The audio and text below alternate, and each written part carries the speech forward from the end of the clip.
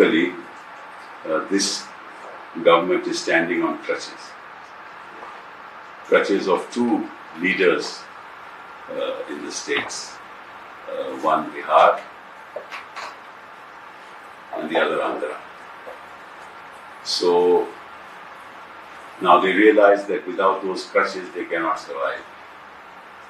So they need to benefit both Andhra as well as Bihar.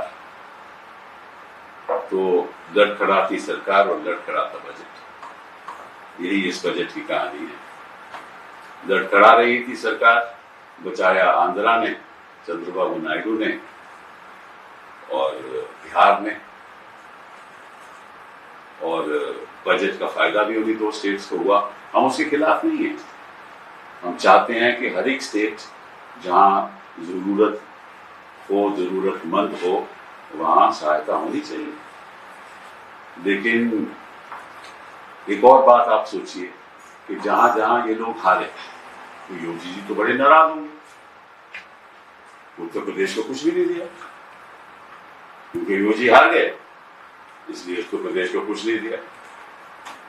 और जहां जहां भी चुनाव होने वाले हैं वहां भी कुछ नहीं मिला। अब हरियाणा में चुनाव होने वाला, कुछ नहीं।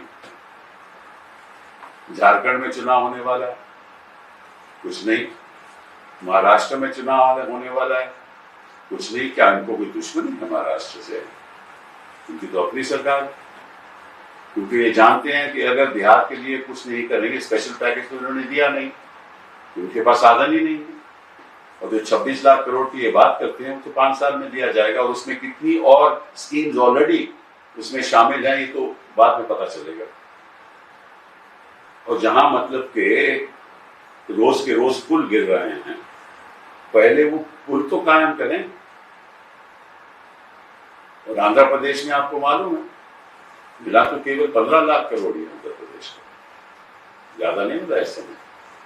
लेकिन कहने का मतलब यह है कि सरासर पहली बार मैंने सुना कि प्रधानमंत्री, वित्त मंत्री जी बजट की शुरुआत स्टेट से कर रहे हैं। मतलब कि बात ऐसी हो रही है कि बजट एक पॉलिटिकल खेल है, एक पॉलिटिकल मैदान है। ये एक हिंदुस्तान की आर्थिक भविष्य के बारे में है, उसके बारे में तो उन्होंने सोचा ही नहीं। अगर सोचते तो जो उन्होंने किया है, कांग्रेस पार्टी का मैनिफेस्टो पढ़ के ये नहीं करते। क्या उन्होंने किया? और साथ साथ में इन्होंने ये भी मान लिया, क्योंकि अब ये अच्छे दिन की बात नहीं करते। 10 साल हो गए, इनको मालूम है कि 10 साल के बाद तो अच्छे दिन आए नहीं। अब उस बात को दोहराना क्या है? ये मान गए कि जब किसान हैं उनके लिए उनको राहत चाहिए, ये मान चुके हैं, अदरवाइज वो ऐसी स्कीम नहीं लाते।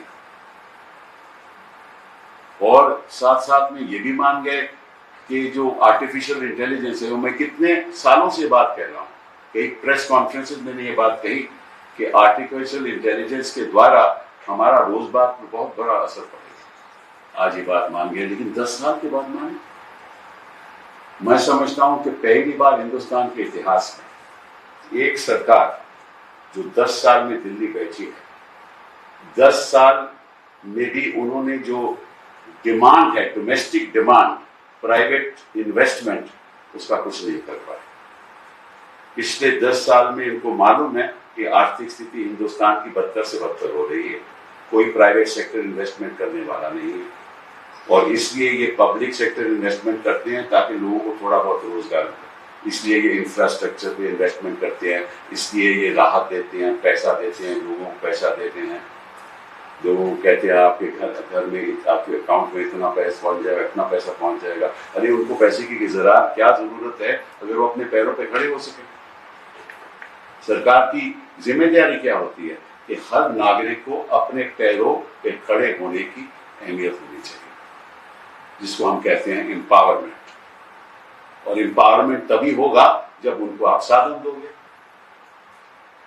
तो मान गए ये किसान को हम कुछ नहीं कर पाए, हमारे किसान के लिए 10 साल हो गए। साथ में ये भी मान लिए कि बेरोजगारी हम उसको खत्म नहीं कर पाए। पहले तो मानते नहीं थे, कह रहे थे हमने कई करोड़ जॉब क्रिएट कर रहे हैं, आज मान गए। अप्रेंटिसशिप स्कीम जो कांग्रेस पार्टी ने अपनी दी थी उसको इन्होंने लागू कर दिया। जो भी सुझाव दिया था वो लागू कर दिया। प्रोडक्शन इंसेंटिव स्कीम वो भी लागू कर रहे हैं। मतलब कि इनको सरकार चलानी आती ही नहीं। अगर चलानी नहीं आती, 10 साल आप यहाँ सरकार में रह के आपकी जनता के साथ आप कुछ नहीं कर पाए, उनके लिए कुछ नहीं कर पाए, तो आप बैठे क्यों?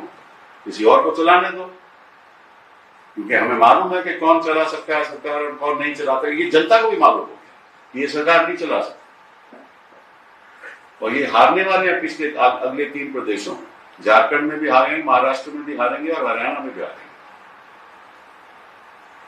और किसानों के प्रति इनकी कोई हमदर्दी नहीं। आपको याद होगा ये कहते थे कि कॉस्ट प्लस 2 कहते थे ना, क्या हुआ?